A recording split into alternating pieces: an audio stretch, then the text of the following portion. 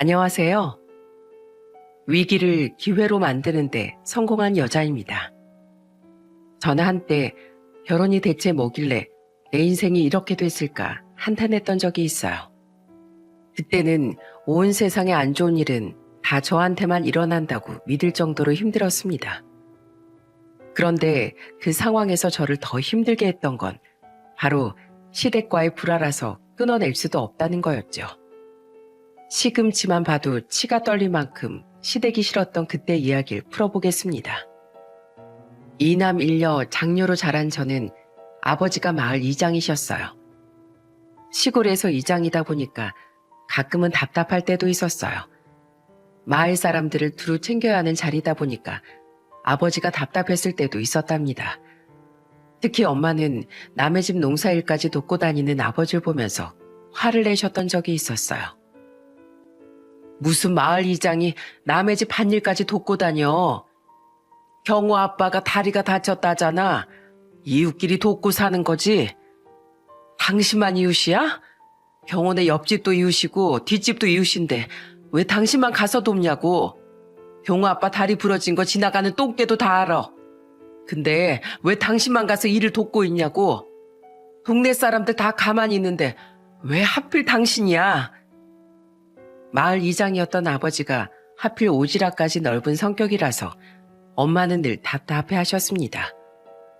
지금 생각해보니까 착하고 순한 성격이었던 아버지가 엄마는 답답하게 느끼셨던 것 같다는 생각이 드네요. 그런데 딸은 엄마 팔자 따라간다는 말 들어보셨나요? 제가 정신을 차려보니까 아버지 같은 남자를 만나 엄마처럼 살고 있더라고요. 남편을 처음 만났을 때 저는 공장에서 직원으로 일하고 있었어요.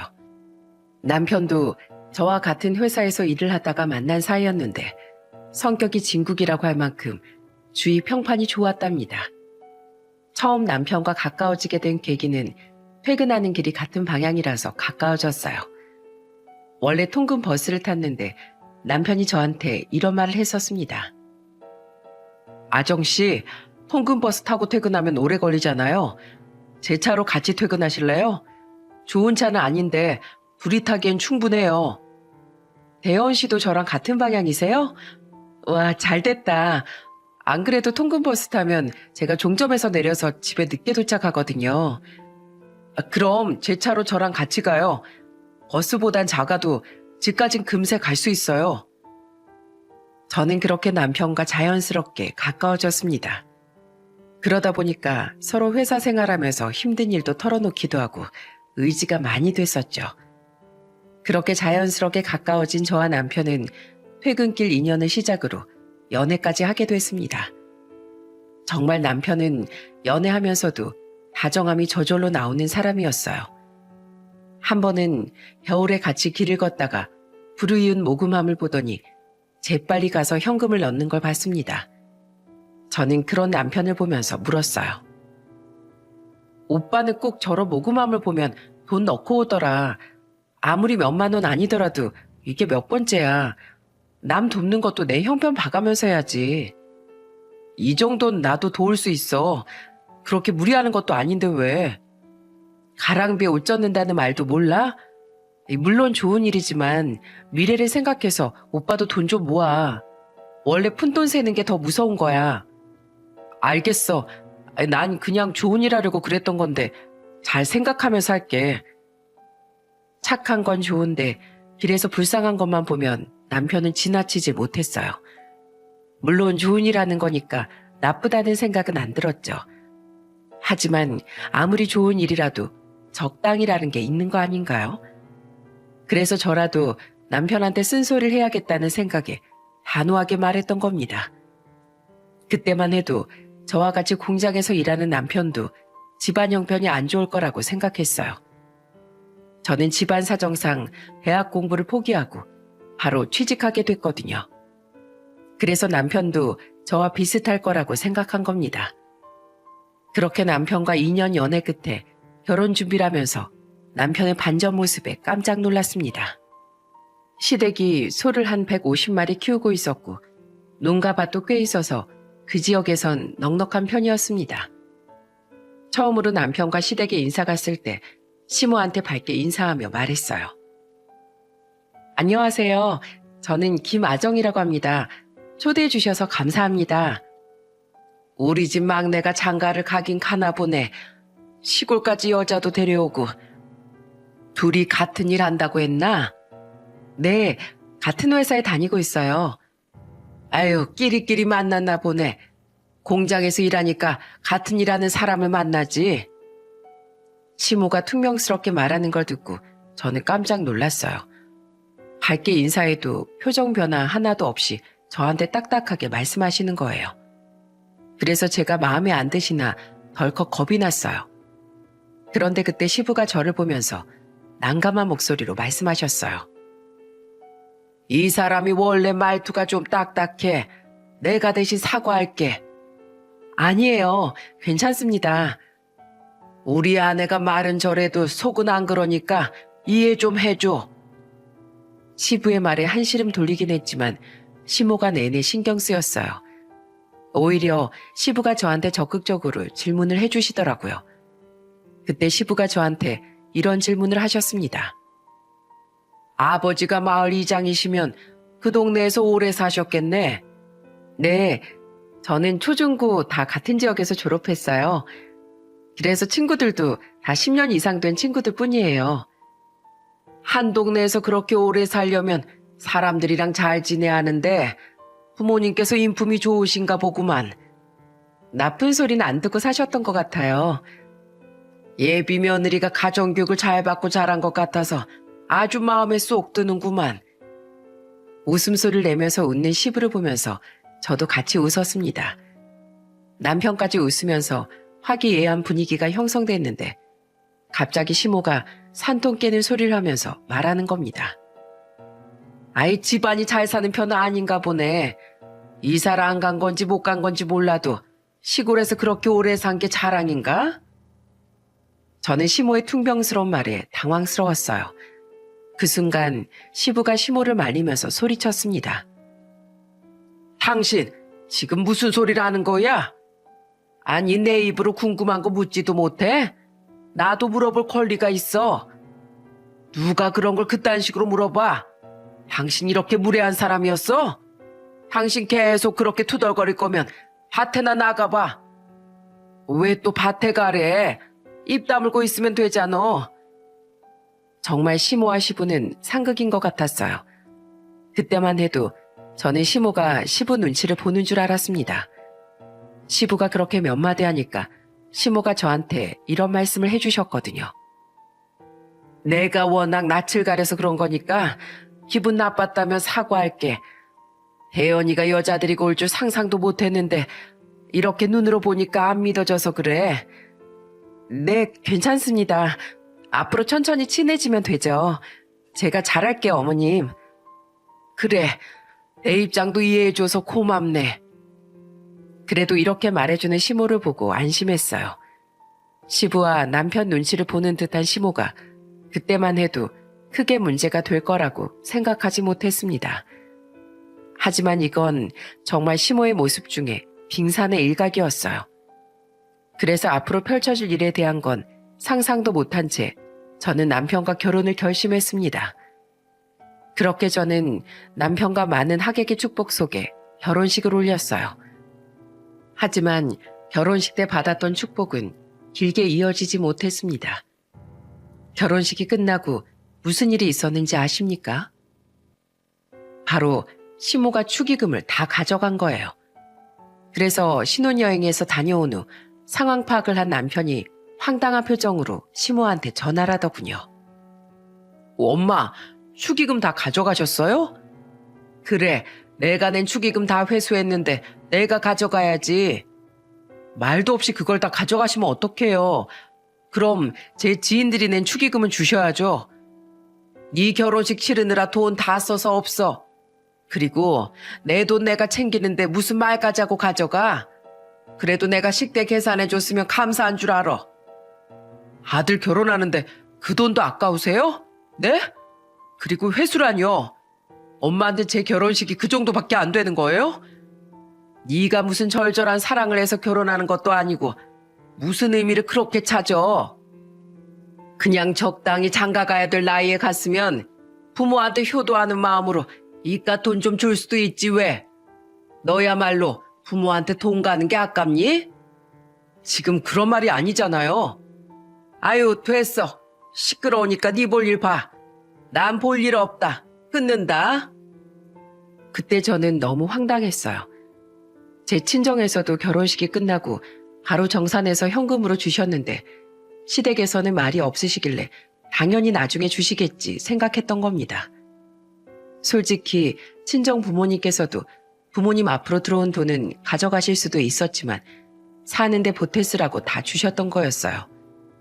그래서 아무리 이해해 보려고 해도 시모가 이해가 안 갔습니다. 가져가더라도 남편 앞으로 들어온 축의금은 줘야 하는 거 아닌가요?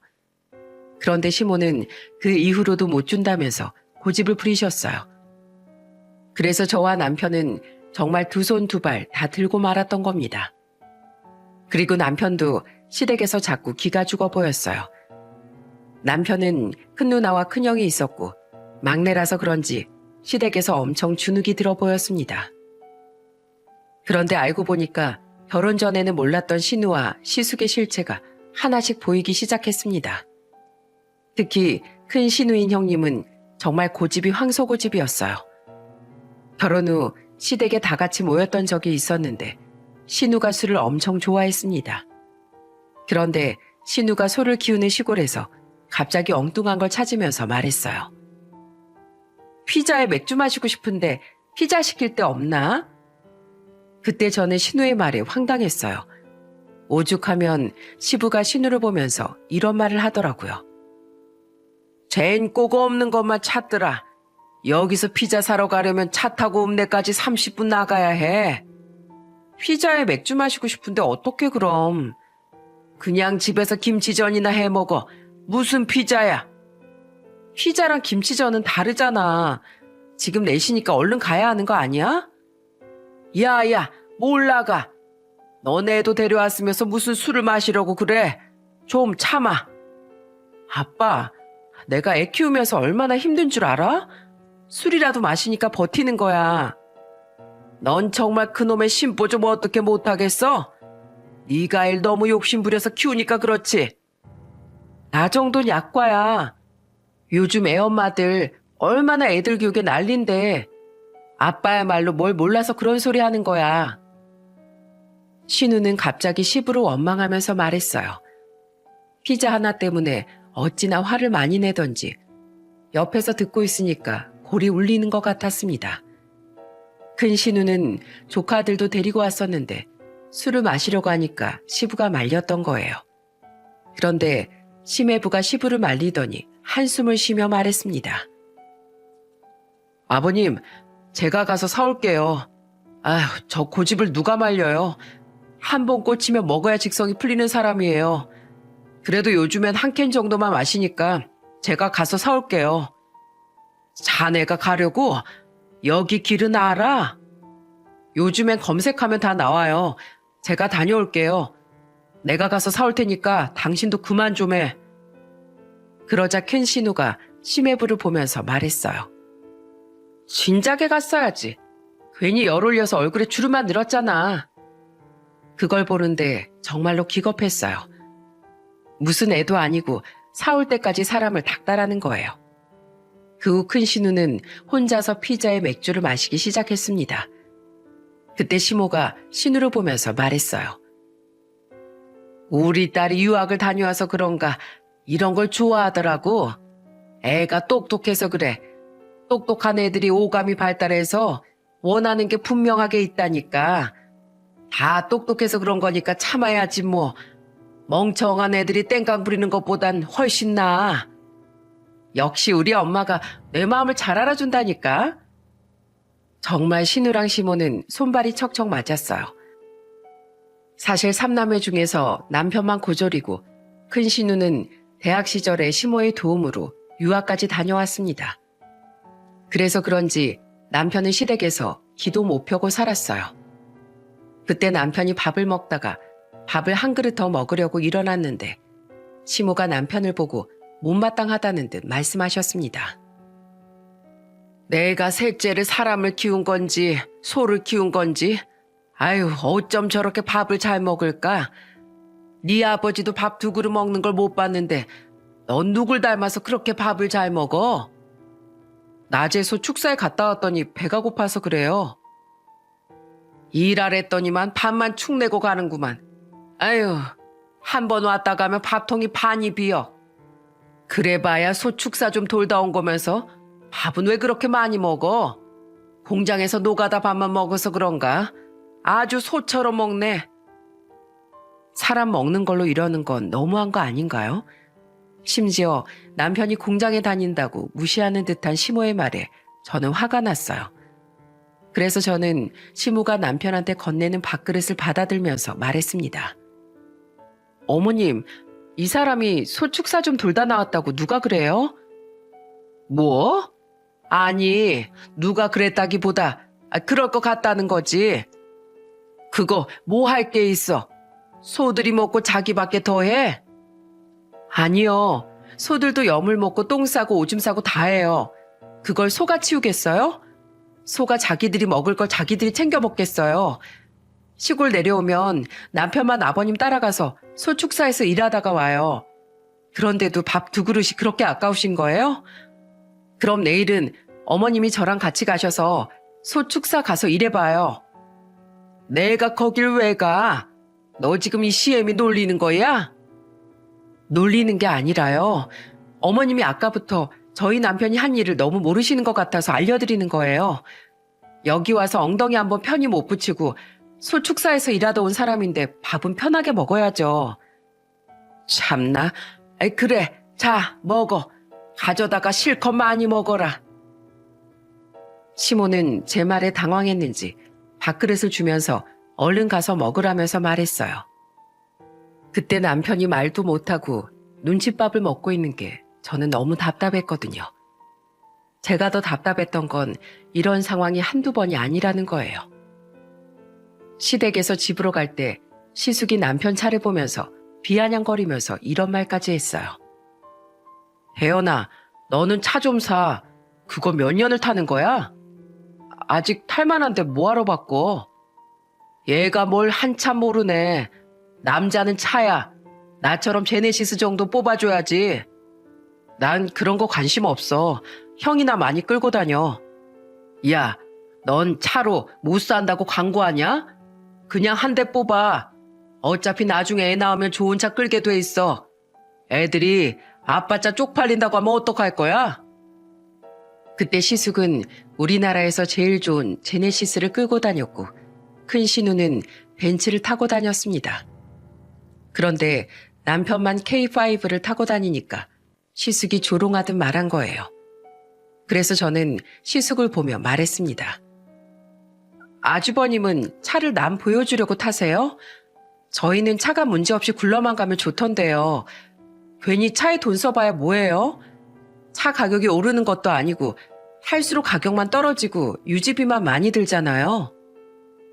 그래도 좋은 차 끌면 기분이 나니까 그렇죠. 무슨 기분이요? 돈이 줄줄 새는 기분이요? 와, 그런 기분이라면 평생 모르고 싶네요. 주식 투자는 오른다는 희망이라도 있지. 차에 들어가는 돈은 정말 그냥 버리는 돈이잖아요. 재수 씨랑 나랑 차에 대한 생각이 많이 다른 것 같네요. 네, 그러니까 남의 차로 그렇게 말하지 마세요. 엄청 못 배운 거 티나요. 뭐요? 재수 씨, 아니 그게 무슨 말이에요? 나 대학 나온 사람이에요. 방금 그 말 취소하세요. 차로 사람 급 따지는 건 못 배운 사람이 하는 짓 아니에요? 전 그렇게 알고 있었는데요. 대학교 가서 뭘 잘못 배우셨나 보다. 누가 요즘 그런 걸로 잘난 사람 못난 사람을 나눠요? 차만 있고 아무것도 없는 거지들도 많은 세상에서요. 아주버님이 세상 물정을 잘 모르시는 것 같아서 하는 말인데요. 차로 잘난 척하면요. 카푸어처럼 보여요. 카푸어 아세요? 차만 비싸고 다른 건 다 거지나 다름없는 사람을 보고 하는 말이거든요. 그런 사람들이 꼭 차로 사람 급을 나눈대요. 재수씨, 그렇게 안 봤는데 무서운 사람이네. 시숙이 저를 보면서 어이없는 목소리로 말하자 갑자기 신우가 나서서 저한테 쏘아붙이듯이 말했습니다. 옳게 말이 너무 심한 거 아니야? 우리가 직업으로 보나 학벌로 보나 딱 봐도 더 잘 사는데 왜 그런 말을 해? 괜히 자존심 부리는 거야? 자존심이요? 전 있는 그대로 사실을 말한 거예요. 저희 결혼에 축의금을 각각 30만 원씩 하셨던데요. 요즘 형님이랑 아주버님이 많이 어려우신가 봐요. 축의금은 그냥 성이지. 그게 뭐? 형님은 축의금 30만 원에 네 식구가 다 오셨고 아주버님은 30만 원에 세 식구 다 오셨으면 뽕은 아주 뽑고 가셨네요. 얼마나 살기 팍팍하시면 외식을 결혼식장에서 하시고 가셨어요. 그러니까 돈 좀 아끼시지 그러셨어요. 내가 지금 돈이 없어서 그런 줄 알아? 난 더 할 수 있는데 안 한 거야. 왜요? 남동생이 결혼하는데 축의금 더 내는 게 그렇게 아까우셨어요? 가족끼리 축하해 주러 갔으면 됐지. 뭘 더 해? 마음만 받으면 됐지. 그 마음을 못 받아서 제가 지금 이렇게 말씀드리는 거예요. 그러니까 돈이 부족하면 아끼고 사세요. 아셨죠? 저희는 이만 갈게요. 저는 그렇게 신우와 시숙한테 한 소리씩 하고 남편을 데리고 차에 탔습니다. 그렇게 집에 오면서 얼마나 화가 났는지 몰라요.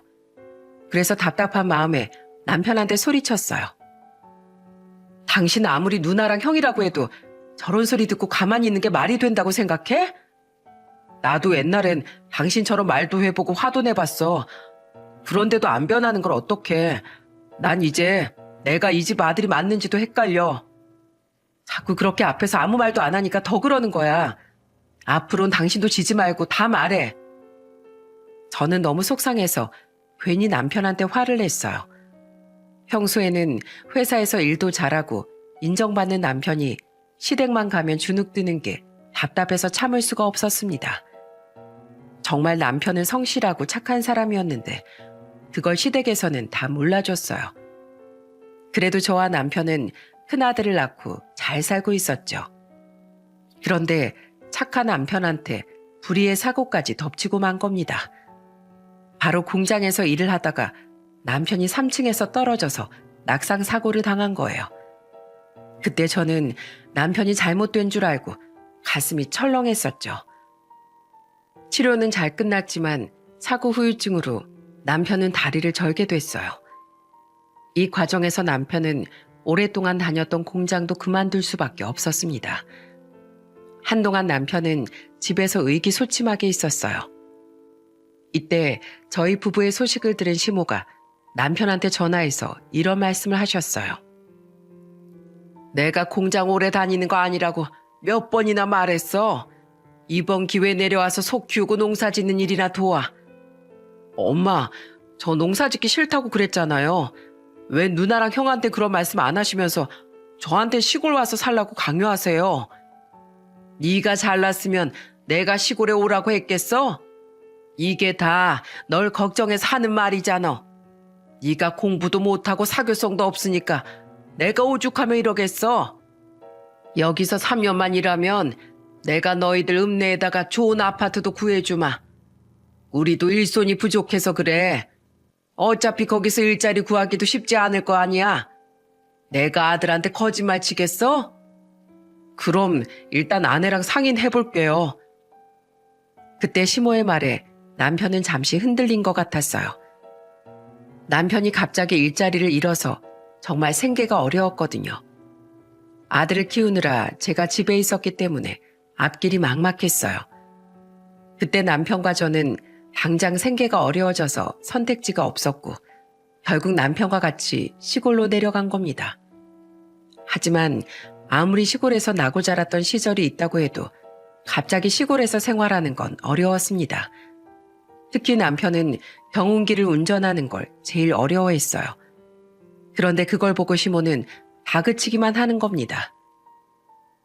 넌 대체 잘하는 게 뭐야? 어? 경운기도 못 몰아? 이게 잘 안 되는데 어떡해요?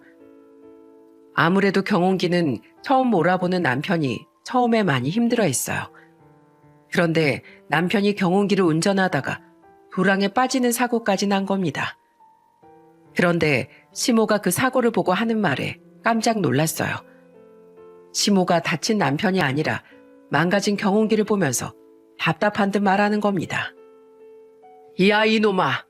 운전을 어떻게 했길래 경운기가 다 망가졌어? 이게 얼마짜린 줄 알아? 세상에, 사고가 났으면 다친 아들을 먼저 걱정하는 게 맞지 않나요? 저는 화가 나서 시모를 보며 말했습니다. 어머님, 지금 이 사람 다친 건 안 보이세요? 이 사람도 잘해보려다가 그런 건데 왜 그러세요? 너 같으면 속이 안 터지게 생겼어? 멀쩡한 경운기를 저렇게 망가뜨렸는데. 저 같으면 사람 먼저 걱정할 것 같아요. 이 사람도 사람이고 자식이에요. 제발 말 좀 조심해 주세요.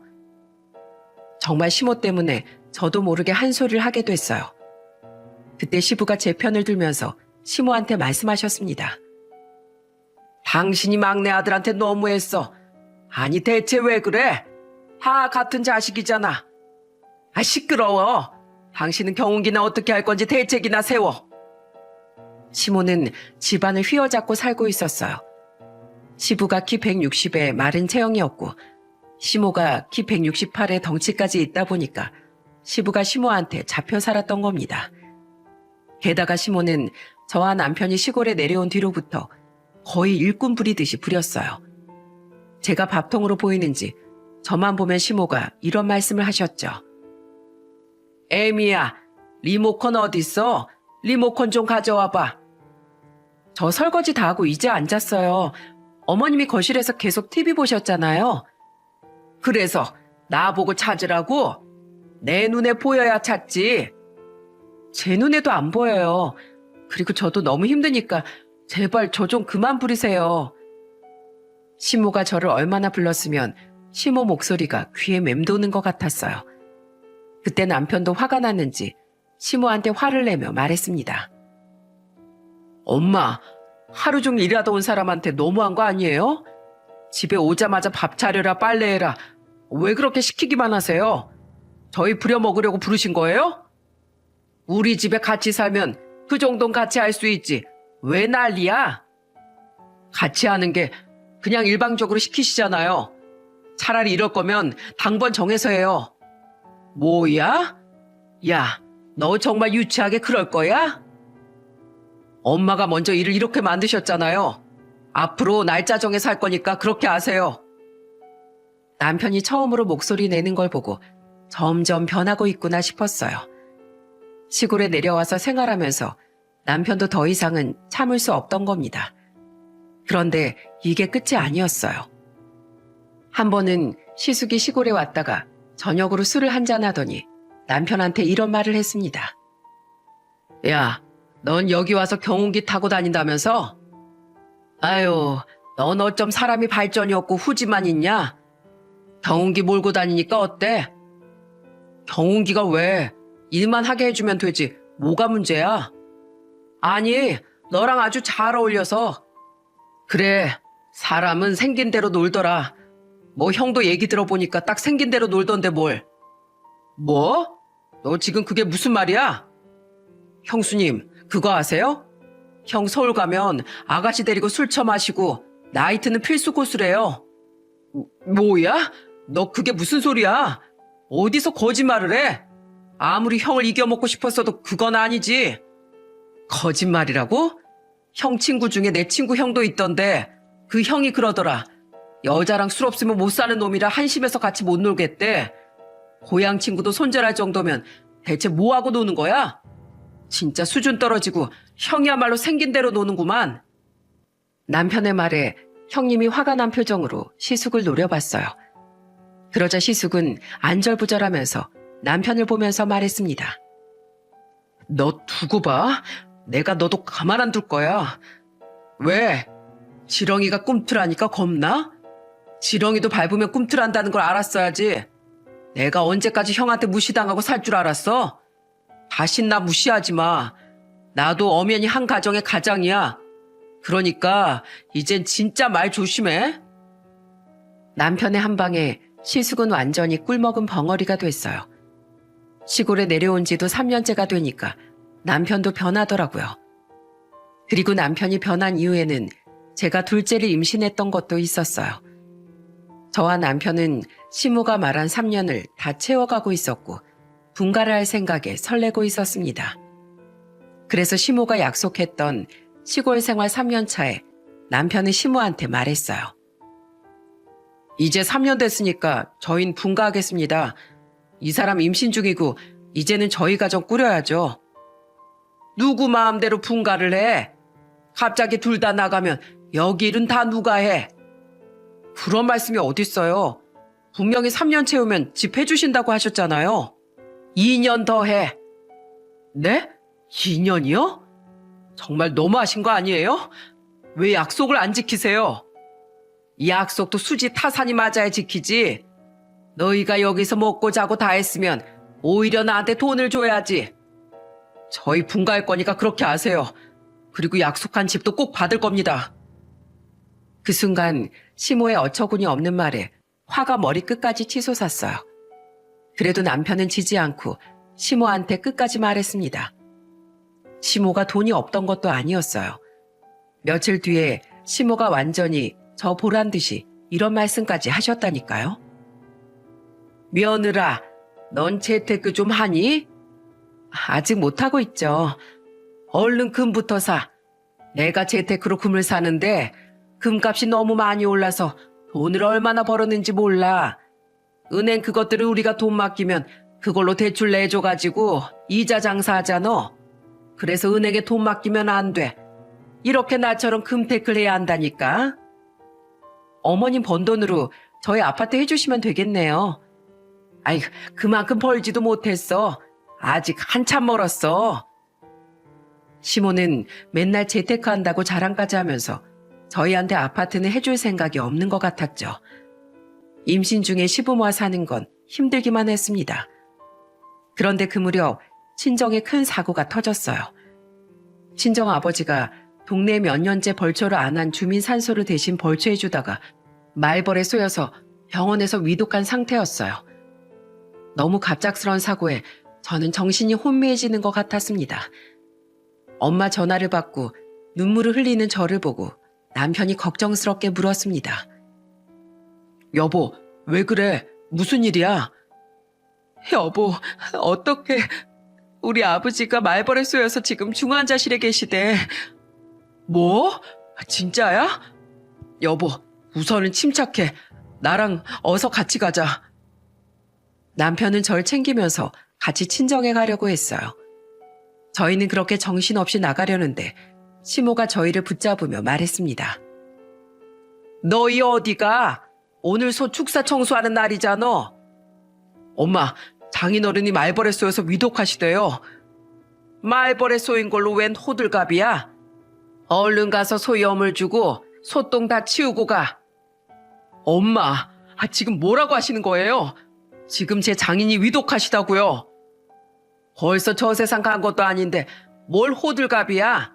할 일이나 다 끝내고 가. 호들갑이요? 진짜 너무하시네요. 그래도 엄마라고 믿었는데 정말 실망입니다. 형이랑 누나한테 소 팔아서 유학도 보내주고 사업자금도 대준 건 제가 모를 줄 알아요?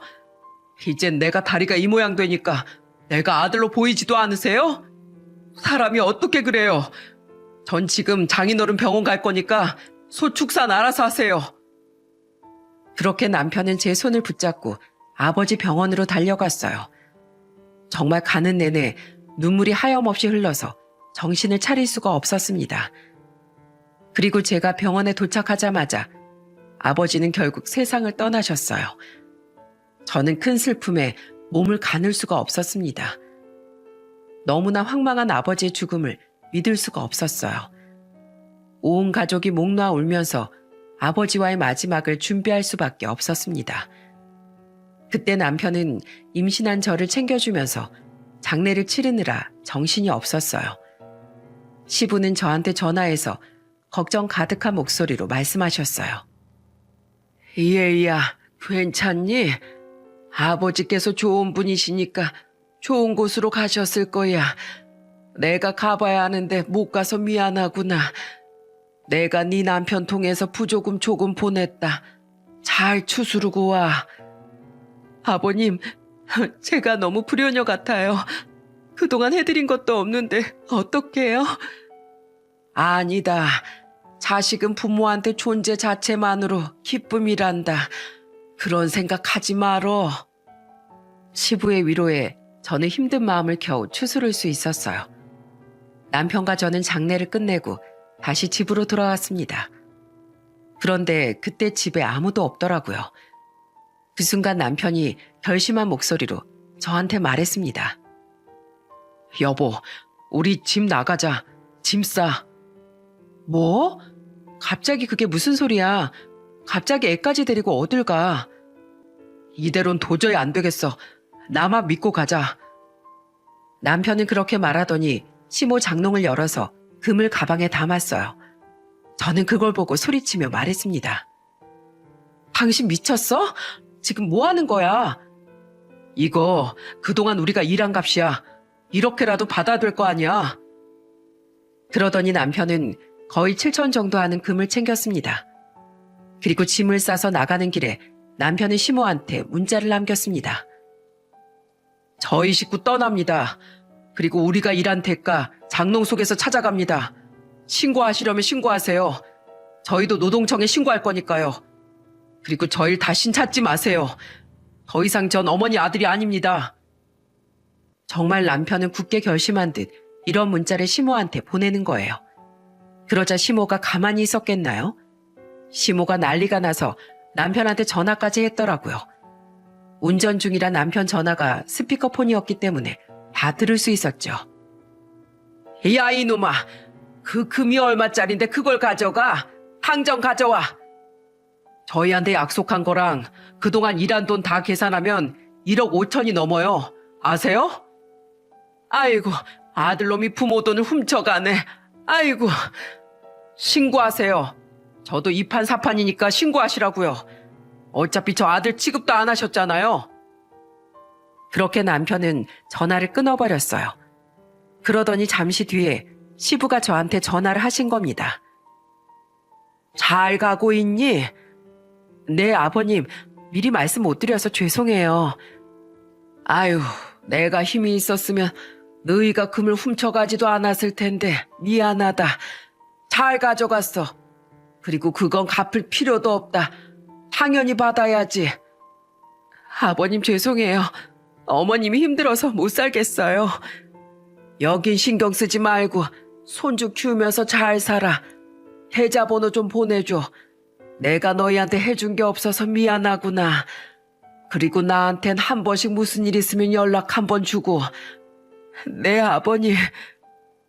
그날 시부는 저희한테 2천만 원을 보내주셨어요.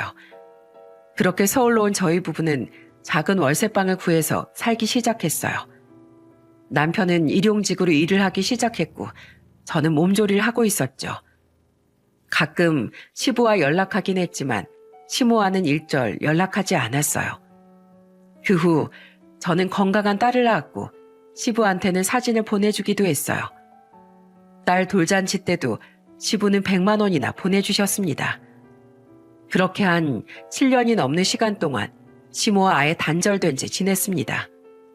그런데 어느 날 다 죽어가는 목소리로 전화가 한 통 걸려온 거예요.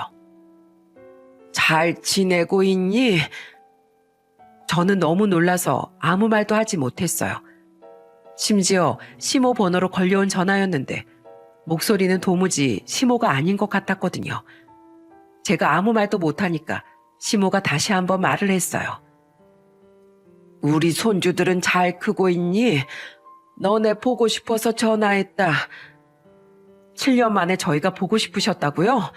일할 사람이 필요하신가 보죠? 그냥 정말 내가 보고 싶어서 전화했어. 난 지금 폐암이야. 그래서 정말 죽기 전에 너희 한번 보고 싶어서 한 거야. 저는 시모의 말에 깜짝 놀랐습니다.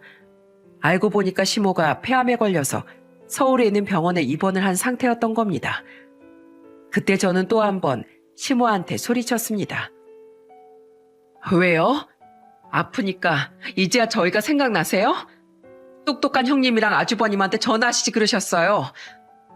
그놈들 말도 마라. 장녀라는 게 지금 사버렸다고 아픈 엄마한테 돈 내놓으라고 난리지. 아들이라는 건 1년 전에 캐나다로 이민 가버렸어. 지 자식들 소 팔아서 유학 보내준 건데 이제 와서 이렇게 날 모른 척 하는구나. 지금 그럼 간호할 사람이 없어서 전화하신 거예요? 그런 거라면 돈 많으시니까 간병인 부르세요. 아니야. 나 이제 남은 것도 없다. 내가 이렇게 되니까 네 시아버지가 이럴 거면 소를 뭐하러 키우냐고 다 팔아버렸어. 아주 얼마나 싸웠는지 모른다.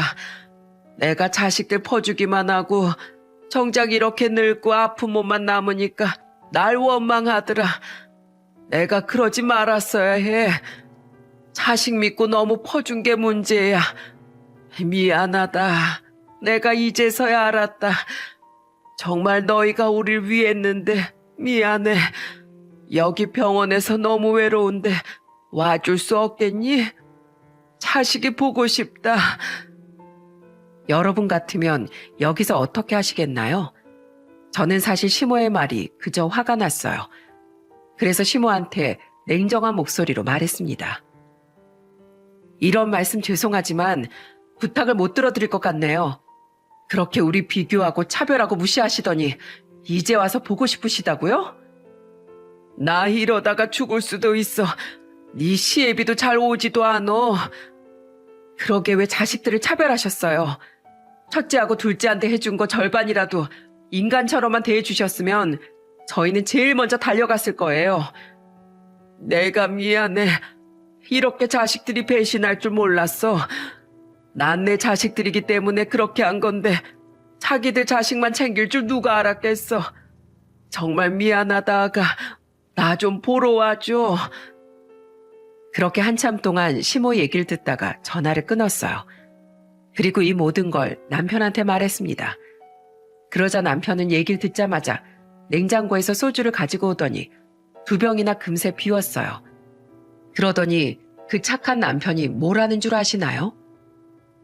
그렇게 날 차별했으면 효도 받으면서 잘 살 것이지. 왜 이렇게 불쌍하게 계시는 거야? 차라리 평생 모르고 지내는 게 나았어. 그냥 잘 살겠거니 지내는 게 나았다고. 이 모든 걸 들으니까 내가 미칠 것 같아. 당신이 막내 아들로 할 만큼 했잖아. 당신 잘못 없어. 그리고 당신 어머님 뵙고 싶으면 다녀와. 난 아직 용기가 안 나. 하지만 당신은 자식이잖아. 남편은 어린아이처럼 펑펑 울었습니다. 한참 동안 울던 남편은 한 일주일 정도 깊은 고민에 빠졌어요. 바로 갈 줄 알았는데 한참 뒤에 가보더군요.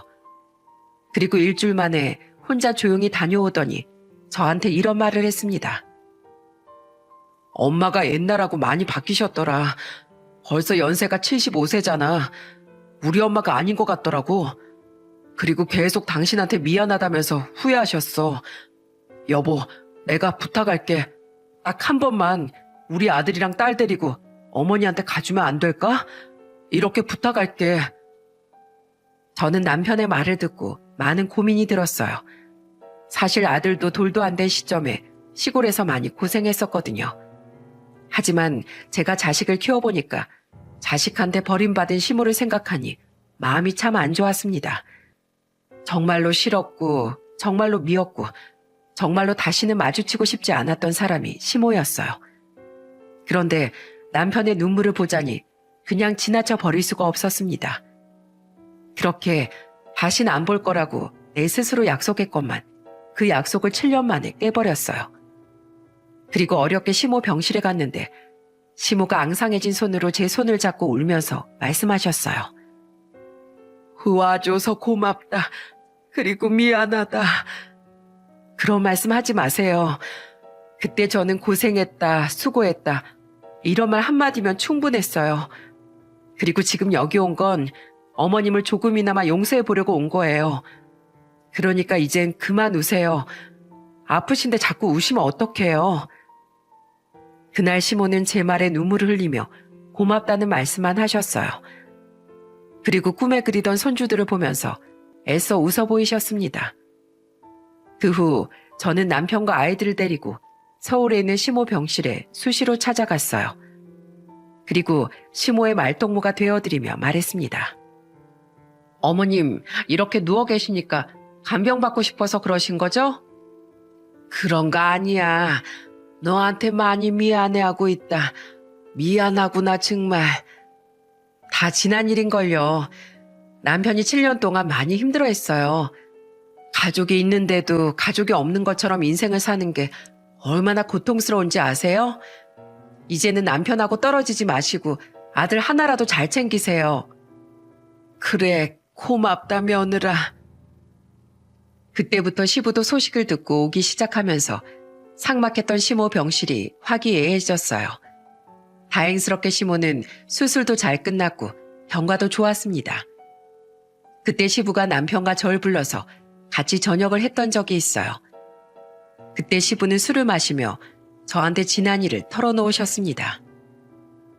내가 오죽했으면 소를 다 팔아버렸겠어. 내 나이가 이제 곧 있으면 80이야. 근데 허구한 날 소 죽어라 키워서 자식 뒷바라지 하는 데 쓰니까 나도 화가 났지. 더 이상 돈으로 머리 아프기 싫어서 다 팔아버렸어. 잘하셨어요, 아버님. 그리고 네가 이렇게 마음 열어줘서 고맙구나. 네 시애미가 많이 변했어. 자식들한테 배신당하고 얼마나 상처가 컸겠냐. 저게 다 속병 난 거야. 이제 우리 자식은 너네뿐이다. 그러니까 우리가 시골 내려가도 이렇게 왕래하면서 지내자꾸나. 시부의 말에 7년 동안 얼마나 큰 신혼의 가족과 시숙가족한테 시달렸는지 짐작할 수 있었답니다. 그리고 시모는 다시 시골로 내려가셨어요. 항암 치료를 위해서 서울로 왔다 갔다 해야 됐지만 시모는 내 집이 편하다면서 가셨어요. 그때 시모가 저희가 사는 일반 낡은 주택을 보고 깜짝 놀랐습니다. 그래도 월세방에서 그만큼 넓힌 거라서 저희 부부한텐 최고의 집이었죠. 하지만 시모는 놀랐는지 전세 자금을 보내주시면서 미안한 목소리로 말씀하셨어요. 내가 너무 늦게 도와줘서 미안하구나. 그래도 이렇게 도와줄 수 있어서 다행이야. 꼭 전세 구하는 데 써라. 이 돈은 네 시아버지가 자식들한테 안 뺏기고 가지고 있던 돈이야. 이걸 너희 주고 나면 우린 이제 남은 돈이 없어. 그래도 비상금은 가지고 계셔야죠. 절 이렇게 다 주시면 어떡해요. 우리가 살면 얼마나 살겠니. 그리고 이 시골 바닥에서 돈 쓸 일이 뭐가 있어. 너희 잘 살고 이렇게 우리한테 행복한 모습으로 사는 모습만 보여줘. 그게 내 소원이야. 시모의 마지막 말씀에 저는 전화를 붙들고 울었습니다. 그 후 2년 정도 시간이 흘렀어요. 작년 설부터 저희는 시골로 왕래하며 지내고 있습니다. 이제는 시부가 저희한테 전화해서 이런 말씀을 하세요. 며느라, 이번 설에 꼭 올 거지? 우리 손주들 얼마나 컸나 보고 싶구나. 네, 당연히 갈게요. 애들도 시골 가서 노는 거 좋아해요. 그래, 얼른 오거라. 이렇게 말씀하시는데 그동안 자식들의 사랑이 얼마나 그리워하셨는지 마음이 아팠습니다. 그래서 저희는 이번 설에도 시골에 가서 텅 빈 시골집을 우리가 채워줄 생각입니다. 벌써 아이들은 시골에 간다고 기뻐하고 있어요. 지금 저는 요양보호사 자격증을 취득해서 요양보호사로 일하고 있답니다. 이런 일을 해보니까 나이가 들수록 가족이 참 중요한 것 같아요. 이런 사연을 보내게 된 이유도 여러분들께 가족의 소중함을 꼭 알려드리고 싶어서랍니다. 옛말에 불효자식이 장례식장에서 제일 크게 운다는 말이 있잖아요. 나중에 부모님 돌아가시고 장례식장에서 울면 누가 알아주겠나요? 결국 나이가 들었을 때 옆에서 챙겨주는 자식만이 진정한 가족인 겁니다. 부모의 사랑에 보답하는 자식이 진정한 효도를 한다고 생각해요. 늙고 아플 때, 가장 나약해졌을 때 곁을 지켜주는 건 자식이랍니다. 그런 자식들이 눈 감는 순간까지 곁에 있게 하려면 사랑도 공평하게 주는 게 중요합니다. 형제 간의 우애가 있어야 정말 화목한 가정이 이루어진다고 생각하니까요. 그러니 여러분들도 차별하지 말고 자식들 공평하게 안아주세요. 그래야 가족이 끝까지 함께 할 수 있답니다. 제 긴 사연 끝까지 들어주셔서 감사드려요.